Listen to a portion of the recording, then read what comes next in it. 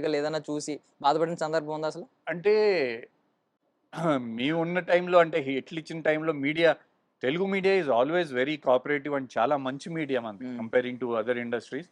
Telugu media ఎక్కువ negative వెళ్ళదు. హ్మ్. బట్ ఈ మధ్యన తెలుగు మీడియాని కూడా దాటేసి ఇన్‌స్టాగ్రామ్ వచ్చిన తర్వాత బయటోళ్ళు చాలా మంది అయిపోయారు. హ్మ్. హ్మ్.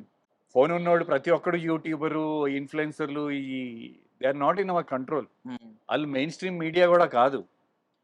సో, ఇప్పుడు ఈ బియాండ్ అవర్ కంట్రోల్. హ్మ్. హ్మ్. ఇప్పుడు వాడేదో మెసేజ్ పెట్టొచ్చు, ఇంటర్వ్యూ అడగొచ్చు. మేము ఇవ్వకపోవచ్చు. వాడు దాన్ని మైండ్‌లో పెట్టుకొని యాంటీగా రావచ్చు, హ్మ్. చెయ్యొచ్చు. హ్మ్. ఎంతసేపు ఇప్పుడు ఒక వీడియో పెట్టుకొని తిడటం, హ్మ్. Criticise hmm. చేయటం. Hmm. See it's very easy to criticise. అవును. ఏమన్నా పలగొట్టాలంటే ఇట్లా ఒకప్పుడు ఈ గ్లాస్‌ని కిందేస్తే డమ్మని పలిగిపోయిద్ది. హ్మ్. బట్ దాన్నే బిల్డ్ చేయాలంటే it takes lot of time. హ్మ్. ఎవరైతే ప్రతి సినిమా అందరూ కష్టపడి చేస్తారు. ప్రతి హ్మ్. యాక్టరు, ప్రొడ్యూసరు, డైరెక్టర్ అందరూ హిట్ అవ్వాలనే కోరుకుంటారు. బట్ అదేంటంటే జడ్జ్‌మెంట్ ఒక ఫ్యూ పీపుల్ తీసుకొని లార్జర్ ఆడియన్స్‌కి అప్పీల్ అవ్వాలి ట్రై చేస్తాం. హ్మ్. అది అన్ని సార్లు సక్సెస్ అవ్వదు. హ్మ్.